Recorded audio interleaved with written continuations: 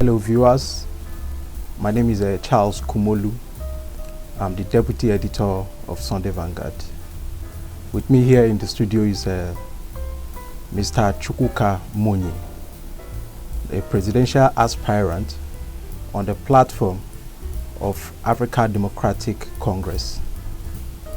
Mr. Chukwuka Monye is here to tell Nigerians about his aspiration, his plans, and his prospects. Mr. Chukwuka Monye, it's good to have you here. Thank you very much. Yeah. So, why are you in this race? So, I'm in this race because it was important for me to do something about the state of things in the country. Yeah. I realized that quite a number of people have complained, have lamented, and I saw a vicious cycle of just complaining and no action. Yeah. And I felt I needed to do something about it. I think more importantly is the fact that I just feel like we have lost the dignity of the human being, the Nigerian human being, and that it's something I would love to restore. Not on a personal or individual level, Nigerians, but even as a country, where now holding a green passport is nothing exciting when you travel. So at the heart of it, to restore the dignity of Nigeria and her people is at the core of my interest. Yeah.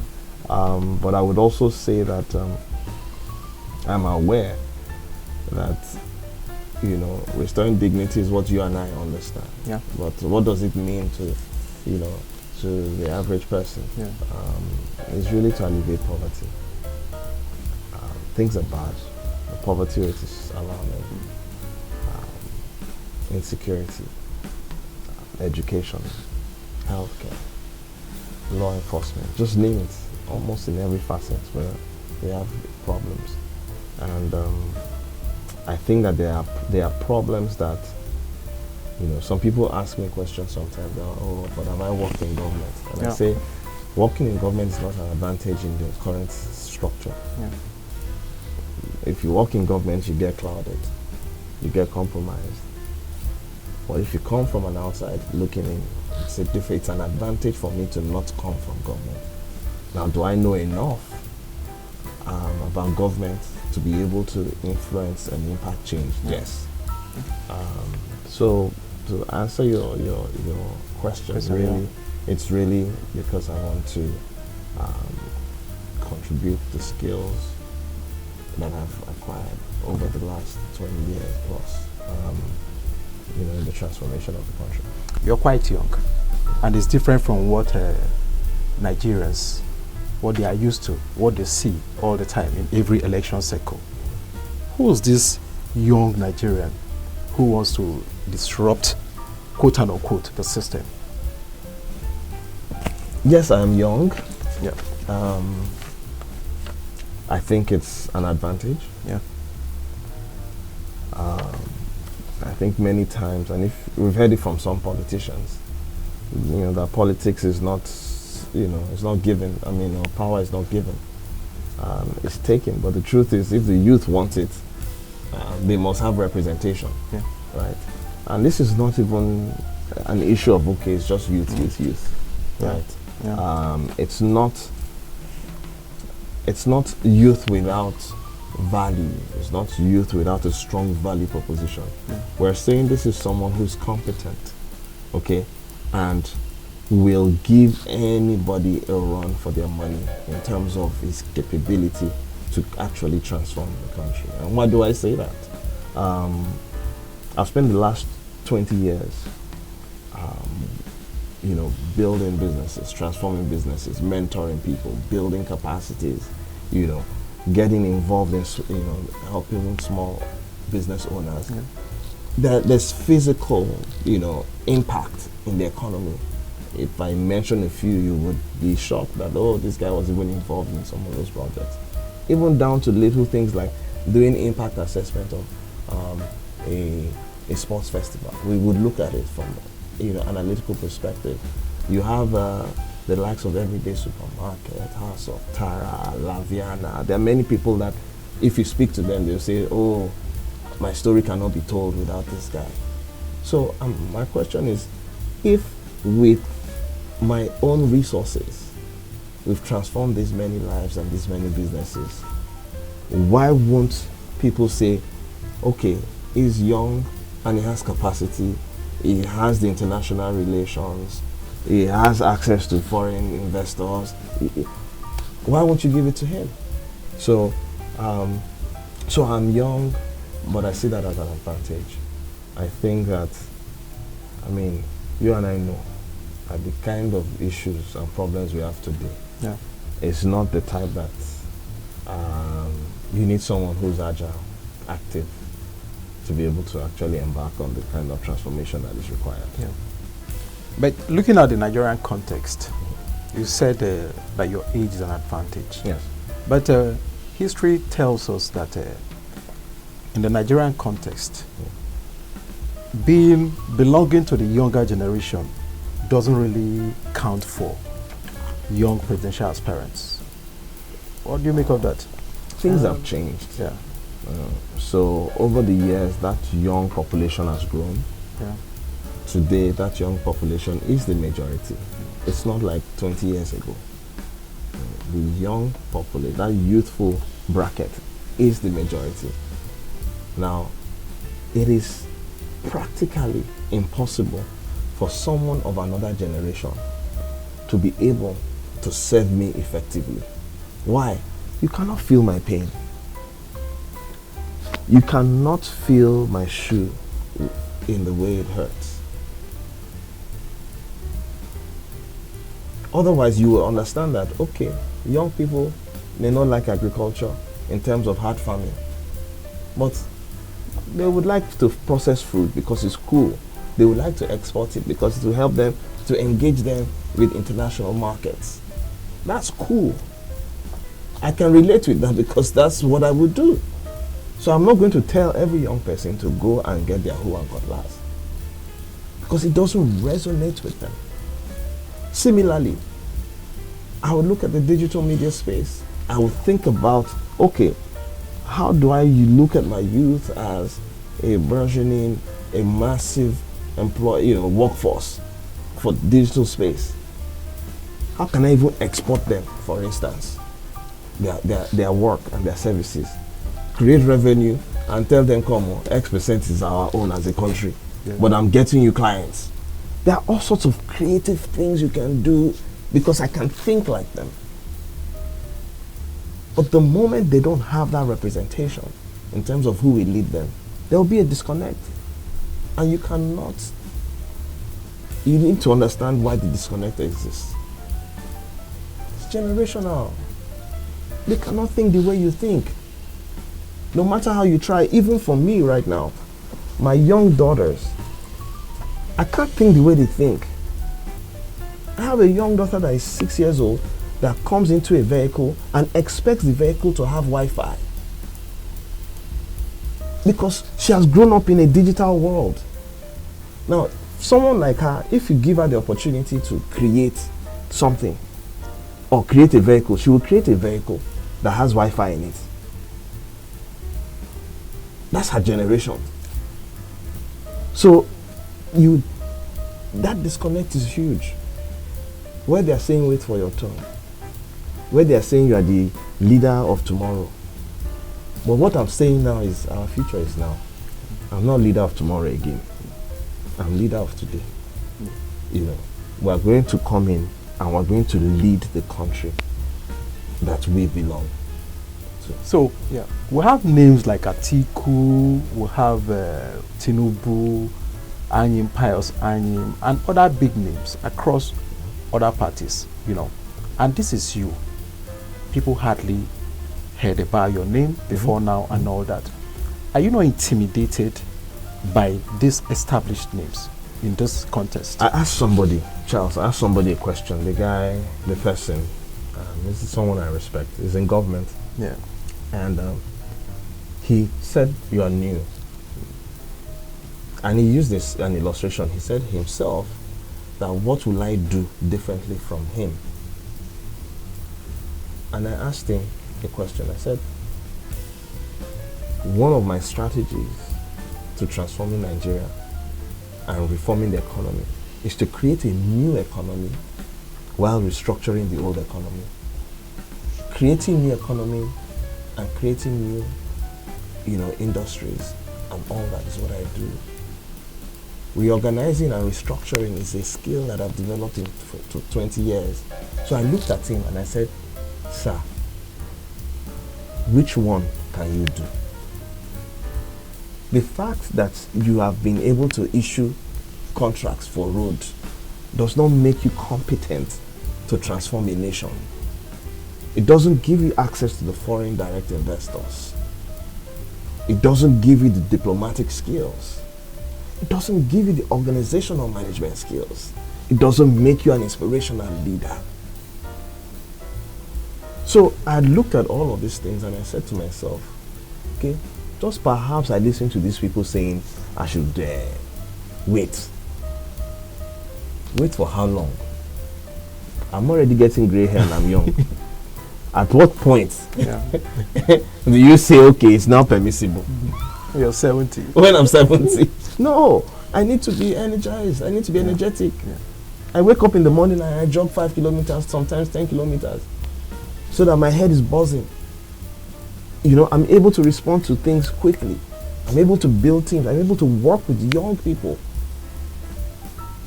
I imagine a cabinet of nobody more than 50 years old, of young, dynamic people from beautiful schools in Nigeria and abroad. Great experiences. That's not what you're going to get with any of these guys. It's impossible. But imagine that the entire country is energized because there is a new crop of leaders that are energetic, excited. I see it is possible. You will be happy. It's different. Mind you, these young people I'm talking about, people that already lead, in different corporate entities and in different spaces. Yeah. They just need a platform. I want to create more billionaires. It's not okay, not acceptable that we have only a handful of billionaires in a country of 200 million people. If you have the access, you, Charles, will be a billionaire. Why won't you open it up and give people the opportunity? And it's there. It's not, nobody's stopping us. It's for us to make a decision of what we really want. Your party, the ADC, we also have people in your party who are also eyeing the same ticket. Absolutely. Yes. And we have someone who, even before the timetable was released by INEC, long before now, he had indicated interest. Mogalo, Chukwuka, So for Kingsley Mogalo, having people like this vying for the same tickets in your party, what makes you confident that you're going to get this ticket? So for me, one of the exciting things about ADC is that it has intellectual, it has technocrats, it has very great minds such as Professor Kingsley Moghalu, and quite a number of people. There's Dr. Ayodele Favor, quite a few good people. And what I like about it, just a few weeks ago, I hosted all the aspirants in my home. And all I could imagine was, I'm not sure another party, I've seen another party where the country's issues were being deliberated on. We had more or less like a brainstorming session on resolving Nigeria's issues, and it was refreshing, And the reason why I'm bringing this example up is,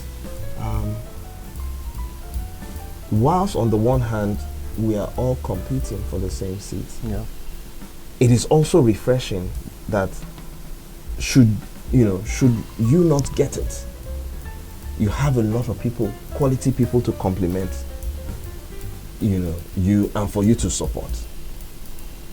That's the thing about party. Party is like you've built a family, but it's a family of like minds, right?